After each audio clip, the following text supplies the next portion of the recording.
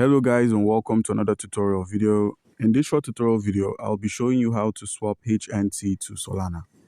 It's pretty easy to swap the Helluim token to Solana. All you have to do is open up your browser, and with your browser opened up at coinmarketcap.com, simply scroll down till you can copy the contract address for this token. So click on copy. Once you've copied it, you can also have a look at the exchanges that's centralized and decentralized where it's being hosted. And for this video, we're going to be working with the Radium decentralized exchange.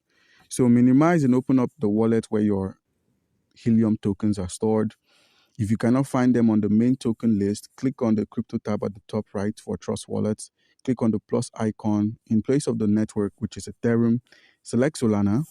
And once Solana has been selected, click on the paste option and the Helluim network is shown. Click on import. And after a reload, you'd find your tokens here. Once you've had a good look at your tokens, and once you've added the Helluim network token to your wallet, make sure you have some mainnet Solana for transactions. This mainnet Solana is going to be covering your transaction fees and your gas fees as well.